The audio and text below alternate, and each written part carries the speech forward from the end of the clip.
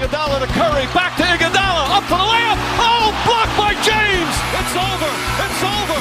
Cleveland is a city of champions once again. The Cavaliers are NBA champions. That sound means it's time for Cavs on the Break NBA podcast, part of the Press Play Podcast Network. I'm your host, Chase Smith, and with me, Cavs insider, national NBA writer, Sam Amico of AmicoHoops.net. Sam, what's up, my man? Oh, not much. How are you doing, Chase? Dude, Sam, this is episode 25 of Cavs on the Break. What do you say about that? That's pretty impressive, I guess. And with the 25th episode, joining us very quickly to talk about the draft and all things Cavs, Jeremy and Akron. Jeremy co-hosting the Browns podcast. Thanks for joining us today, Jeremy. Hey, thanks for having me on, guys. I'm pretty pumped about the draft last night, so I can't wait to get into it. Yep. Before we do, Sam, let's catch up a little bit on life. The past couple months, you have written a book, kind of revamped your website, and taken on a new part-time job at the Midnight Gazette, right? Yeah, it was supposed to be part-time, but it's merged into full-time.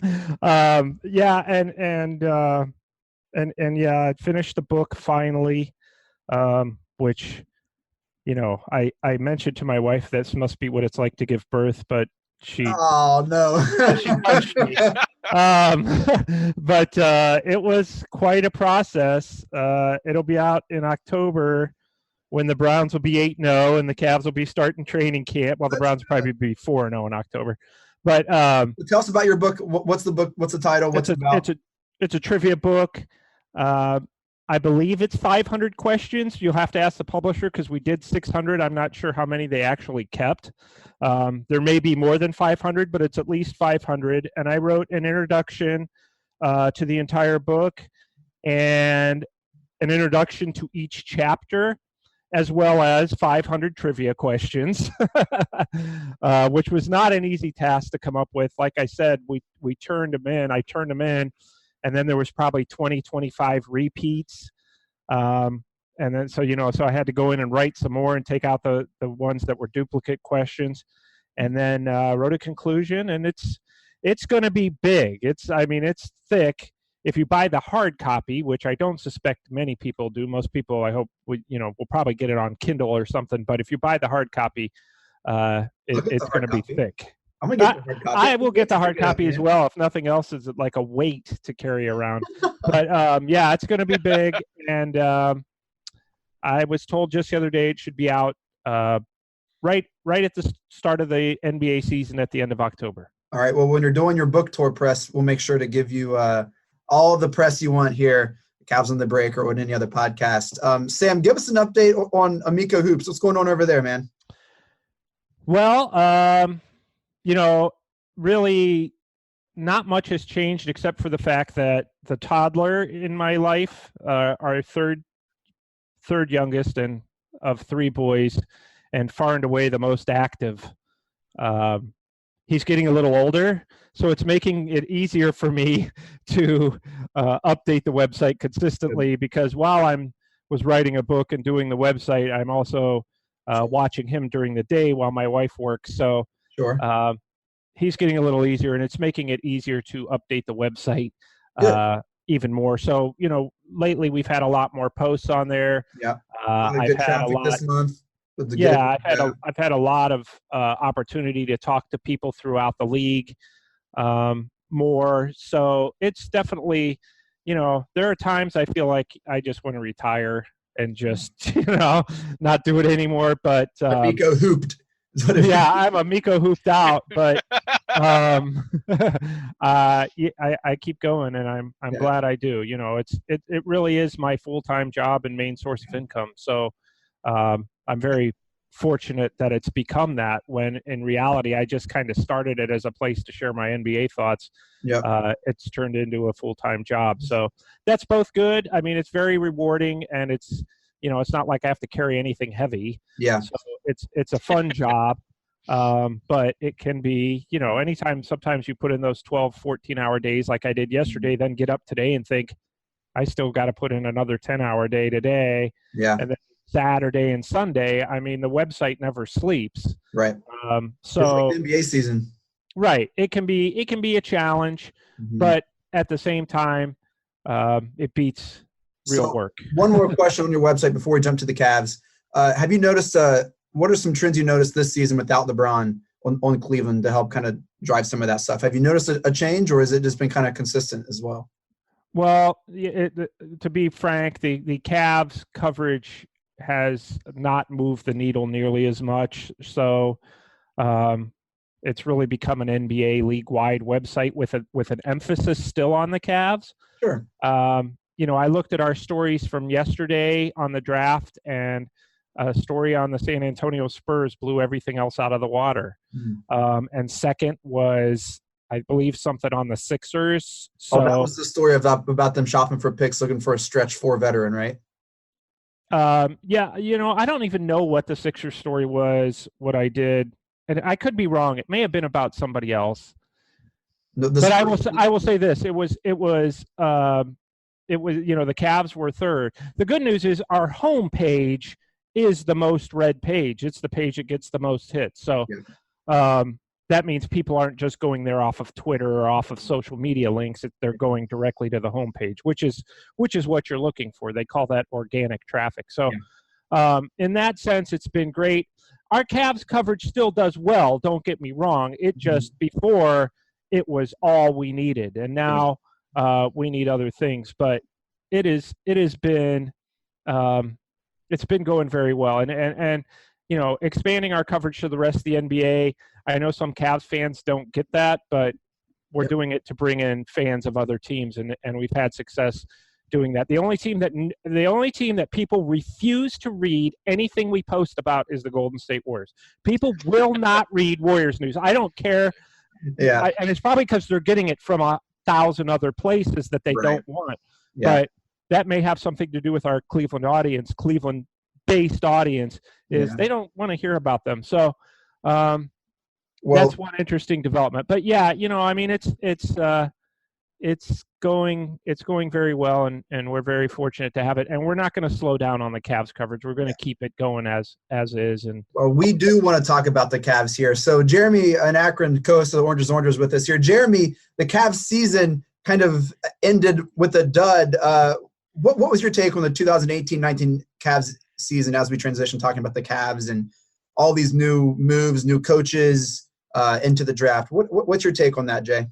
Well, I think the most important thing for the season was developing Colin Sexton. Clearly that happened. At the beginning of the year, the other players didn't like him. The fans thought he was a bust. I think the second half of the season, I think he shot around 40% from three. So I think his development made the season not a bust. It was a reason to play. It was get these young guys going, get, the Larry Nance Juniors, the guys that are going to be the core players going forward, get them gelling and playing together. I think that was the most you could ask for out of that season. And I think you saw some of that. Even though we got a new coach, it doesn't stop that development of those guys. So I think there was definitely some positives in that season. No, Jeremy, I think you're right. I don't think it was a waste. If anything, because of Sexton's development and because of the hire of Beilien. Sam, do you think Beilien was hired because of Sexton's development, or that would have happened regardless of the growth that we saw? I think it played a little bit of a role. I think more than anything, though, they like the way Beilien's teams played at Michigan and West Virginia going back before that. Richmond. And Richmond. Yeah, I think that, the fact that his teams typically would overachieve by playing basketball the right way. Mm-hmm. And by that, I mean, they pass, they cut, everybody can shoot. Yep. Which is a trend that we saw carry over to last night, right? Right. Absolutely. The way they drafted on Thursday really was part of that whole Beilien system of guys who can do it all, presumably in terms of offensive skills. So I think that's the way Kobe Altman envisioned them playing, and really John Beilien is kind of a throwback. His style and his system is very similar to Steve Kerr's, and I think that played a role. Yes, is that fact that they want to develop these young players into men who are playing the game the right way. The Cavs end the season 19-63, 13-28 at home. End of the season on a 10-game losing streak. Really gunning for Zion there. End up at the 5th pick. They did not move J.R. Smith. Sam, are you surprised at that? No, a little bit. I had a GM tell me opposing GM tell me before the draft he'd be stunned if they didn't move JR. So he's probably stunned right now. But, I think that they didn't want to take back – in order to trade him, you would have taken back a draft pick and bad salary. Mm-hmm. Okay? Well, you only want to pay so much luxury tax on a guy like Ryan Anderson who's making, way too much money to sit on your bench. Just for a draft pick that's say 20 or 13th, 14th, somewhere in there. I think that they just eventually said, we're just not going to do this. We're not going to pay luxury tax for a guy who's not going to play for us for a draft pick. That really is a crapshoot. So it wasn't really a huge surprise. They really tried, but and they're still going to try heading into free agency as well. And there's no way he's going to stay on the roster and play this season. I mean, I don't understand the situation really. No. Chase, June 30th. They have till June 30th, right, Sam? If they cut him by June 30th, they only owe him $3 million. And if you look at the Cavs, I think, what are the Cavs, $20 million over the cap right now? Yeah. They're still way over the cap. So I think they did like a kind of a cost-benefit analysis last night. They paid $5 million, I believe, for that 30th pick, right? I think they probably did the math and realized they were better off throwing that money in, cutting JR by June 30th, subtracting whatever, $5-6 million and saving the money there from the cap. So I think that's probably what happened. They probably weighed the cost versus the benefits versus what would happen if they traded it. And you're right, Sam. They didn't want to take on a $20 million contract that cost them $40 with a luxury. Yeah, it didn't make sense. You guys are the pros. I'm just the voice of the people. Thank you for knowing those answers. Jeremy knew it better than I did. Jeremy knows everything, Sam. When are you going to know that, man? Jeremy knows everything. I have no doubt. When are we going to get to talk about my guy, Darius Garland, Chase? Didn't I tell you that's what they were drafted? We're almost done. We're almost there. I do want to bring one more thing. Beilien really quick made a splash, signing Lindsey Gottlieb, assistant coach, formerly head coach of the women's basketball team at University of California, Berkeley. Very, very interesting hire. I'm excited about it. Sam, was that a Beilien hire, or was that kind of from brass above him to make that happen? That was a joint decision, very clearly. I think that they ran it by him, and he was like, yeah, that'd be great. Again, love the way her teams play, fits into what John Beilien wants to do, which is coach these guys, and she had a great line, I thought, when a couple years ago, I looked some stuff up on her, and her line was, regardless of what you're doing and where you are, and this is really true in the NBA, when you're coaching, you're not really going to get and I'm paraphrasing her, sure. You're really not going to get your message across if you don't realize that this job is about people. And that has been her strength, is relating to the players and getting them to buy into what she's selling. And listen, every NBA coach is an awesome coach. They all know X's and O's. They all know every defensive scheme. They know everything there is to know about coaching. It's about managing the personalities. It's about managing a 19-year-old kid who's making $7 million, who's got 1,000 things going on outside the court. That's a pay cut from what he was getting paid at college, though. So yeah, exactly. Yeah, at the University of Kentucky, which now we're going to have all kinds of Kentucky fans calling me.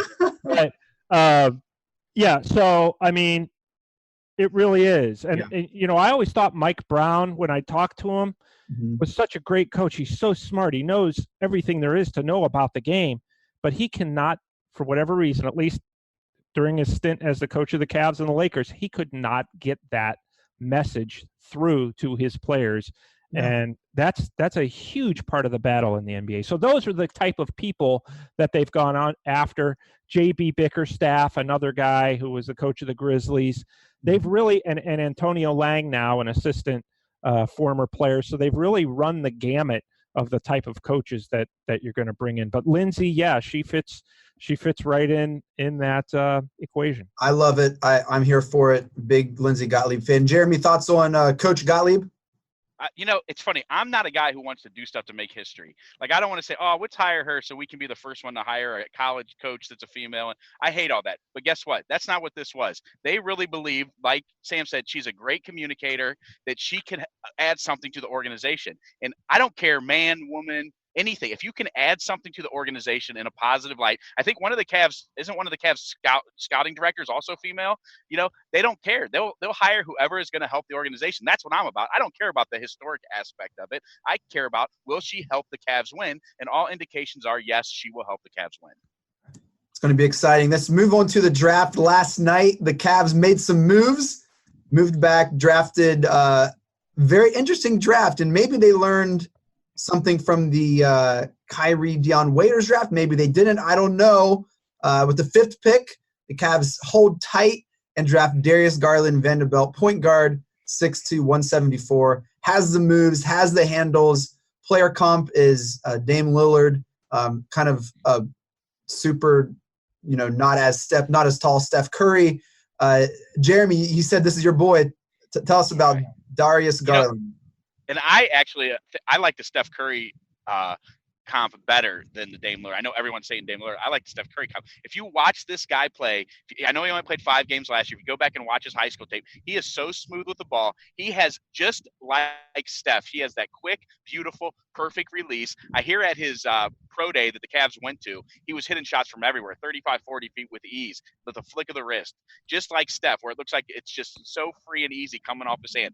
He is the perfect fit for the modern NBA, in my opinion. I think the second most upside in this draft is Darius Garland. He's got the bloodlines. He's got his father, who was a good NBA player for 8 seasons.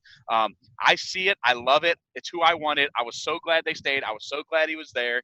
I think it's going to be a great fit. And with Beilein's system and with the modern NBA, I think he's just the perfect fit. Sam, were you a Darius Garland fan? Were you fan of the pick? Jeez. I didn't know much about him other than, because you didn't really see him play. And then, I just usually in the draft, I'm always the guy who is, I just assume that the team has done their homework and is making the best pick. But, Sure. Then I went back and watched him last night, probably when I finally finished at about 3 a.m. Right. I thought, I want to watch this kid. And I couldn't agree with Jeremy more, because he's very twitchy with his handle, like Steph. He was hitting 30-footers in the McDonald's All-American game. Mm-hmm. He is very smooth. And like Steph, I know we're getting carried away here because we're talking about one of the greatest guards of all time. But Yeah. but I'm just saying, you can see that in him. His style is very much that way. He can play off the ball. He is a good ball handler and very much like Steph. He does have a father who played in the NBA that wasn't an NBA All-Star like Steph. And I had heard he was a good perimeter shooter, but he's got a unique release. He almost releases it at his shoulder. Yeah, he's got such a quick release. Yes, I was very impressed and very taken aback for all the reasons that Jeremy just mentioned. When I watched him, I was like, this guy's smooth. He can shoot from the perimeter and he can play off the ball. He's almost more comfortable off the ball. And I really like the pick after seeing him. I really do. Him and Kevin Porter Jr. have kind of really weird forms. Yes. But one of the things I love about this pick is he's a gym rat. And if you can set yourself apart from all the other gym rats, air quotes, in the draft that people say, oh, that guy, man, he's just in the gym all the time. He just loves to ball. That's only good things about your game moving forward, especially setting an example with the team. Jeremy, what were you going to say? I was going to say, I agree with Sam 100%. There was a couple of those clips from high school I watched where he ran the baseline and got open, shook himself open the same way Steph does. If you watch Steph Curry, a lot of times he'll bring the ball up, throw it to the opposite wing, run all the way around, and shake himself open for a corner 3. I saw those exact moves. Now, I know we're getting ahead of ourselves. He's not Steph Curry, but I saw the same look. And I was like, man, this guy's not Dame Lillard. This guy is Steph Curry as far as an NBA comp goes. The Cavs had 3 picks in the first round. The second, they traded for the extra picks. Pick 26, the Cleveland Cavaliers, and this just screamed Beeline through and through. Like there's not more a pick you can do. Dylan Windler, small forward out of Belmont, 6'6", 195, saying he is a pure shooter, big shooter. Sam, tell us about Mr. Belmont here. I actually did see him play one game. I saw him play against Maryland, and he lit them up, 26 points in the NCAA tournament. Believe it or not, he's probably the best all-around athlete that they drafted, and the other two guys are really good athletes. But he is. I think Kevin Porter Jr. might want to have a word with you, maybe on that. Kevin Porter Jr. is pretty fantastic. I didn't think that through. I put it this way: he's a better athlete than Darius Garland. Okay. But he can get to the basket as well. I mean, his strength is going to be his outside shooting, but he can get to the basket as well. And he reminds me of, a Kyle Korver, Kevin Herter, who was last year, a Maryland kid who was with the Hawks as a rookie last year. I think he'll be one of those guys who comes off the bench and lights it up almost right away, because he's got good size. He's got a 6'10" wingspan. He can get to the basket and dunk. Windler, to me, both Windler and once we talk about Kevin Porter, those guys are big question marks, but that's what you're expecting to get at 26 and 30. But they both have nice upsides. So I grew up in West Virginia. When I was in college, I didn't live in West Virginia, but followed West Virginia sports. If anyone in all of basketball knows white guys who can shoot threes, is John Beilien. That is very true. Mike Gansey, the Cavs assistant GM, played at West Virginia team. You had Pittsnoggle, with Gansey, Kevin Pittsnoggle, a bunch of these just like random white dudes who played hard and competed. And that was his MO. Kevin Pittsnoggle, one of the great names in basketball history. Yeah. That's Beilien's MO. And so I'm okay with this pick because Beilien is. I would not be okay with it any other way. And Beilien I trust with this pick, and I only can say that because I've followed him for 12 years. It is, with West Virginia stuff. Jeremy, thoughts on Windler, and then we'll move on to. Yeah, I do. You know what? I think he actually had 35 in that Maryland game. He went 35 and 10. He had 7 threes, 7 for 14 from three. He shot 43% from three-point range last year, averaged 21. And the most impressive thing, he averaged almost 11 rebounds a game last year. So that shows maybe a little bit more athleticism than you might think for a guy, that's maybe looked at as a spot-up shooter. But you know what? And he fits perfectly in Beilien's offense and in the modern NBA, as we talked about. Spread the floor. Everyone's got to be able to shoot. And I'll bet you the Cavs were extremely excited about that rebound number because it shows some versatility. It shows a willingness to get down there and bang it up. I like the guy. I think it's a good pick. But like you said, like anyone else, it remains to be seen. Will it translate to the next level? But I think it was worth a shot at the 26th pick in the draft. And the final pick, the Cavs move back into the first round. The last pick, one of my favorite picks of the first round. Definitely, I think my favorite Cavs pick. Kevin Porter Jr. Out of USC had trouble. Was suspended for personal conduct. They're not really releasing why he was suspended. Shooting guard, 6'4", 212 pounds. I really like this pick. Sam, do you like this pick as much as I do? I'm right there with you. I loved it. I was keeping an eye on him specifically to see where he would go. And I just thought, well, where's Kevin Porter going to go? And I couldn't believe he slid down. Yeah. And when at the time when they took him, I was like, wow. I mean, he's got bust potential, but how do you say somebody at 30 has bust potential? You don't expect them to be great, Exactly. But he has such a huge upside. And I heard Bobby Marks last night, and I actually put the comments on the website and tweeted him out. Bobby Marks from ESPN, the former Nets assistant GM, who's now an ESPN analyst, said, all this kid needs is some structure. Yeah. And that's what he's, and he said, they just said, Bobby, who do you think was the biggest steal of the draft? And he said on ESPN radio, I think Kevin Porter Jr. I think a lot of teams are going to regret passing him up. He just needs some structure. And, people had him pegged as a lottery pick, even in January, but just a huge upside. I mean, so athletic. Able to finish around the basket, can shoot a little. It's funny, the Cavs, Windler and Porter Jr. both lefties. Just a guy, really, I think could be a huge surprise for them, especially under a guy like Beilien, who is a player's coach and does bring that kind of structure that Bobby Marks spoke of. Jeremy, thoughts on Kevin Porter Jr.? Kevin Porter, who he reminds me of a little bit? Michael Redd, when you watch him, another lefty. He's got a little bit of Michael Redd to his game. He's got a little bit of heart. And now one of the knocks on him is that he has a tendency to fall in love with that hardened step back three. Now he shot it at 41%. All three of these guys shot over 40% from three in college, which is great. Yeah. But the knock is he falls in love with that when he's got the athleticism to be able to get to the rim at will.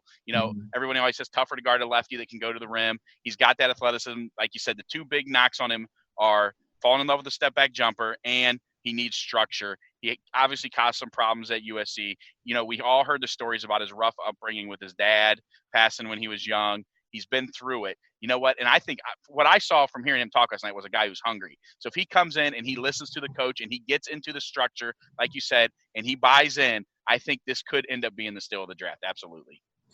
Yeah. Before we go, I want to do a little over-under here.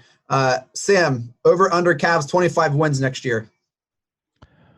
Over under 25 wins. Barely over. Over under 25? I'm going to say if they keep Kevin Love and a couple of these guys hit out of this draft, I think they can win 30-plus games. Kevin Love fits nicely into that system, it seems. Now, it depends on what is our goal this year? Is our goal to make a run at the playoffs, or is our goal to stack assets and talent for the future? If our goal is to make the playoffs, they hang on to Kevin Love.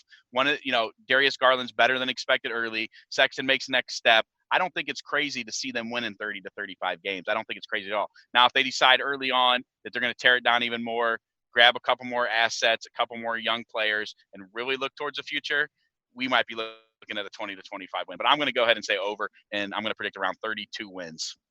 All right, a couple more here. Over under 1.5 All-Stars. Me, under. Yeah, I don't think – I think – part of the All-Star game is that, guys have to win. You got to be a winner to get in. And I don't think they're going to win as much as some of the others. And plus a lot of it has, to do with what the national media pushes. Yeah. And they're not in Cleveland anymore. And no second-year bump for Sexton, who just comes in and continues his end-of-season pace. Nah, I don't. They're just not going to win enough.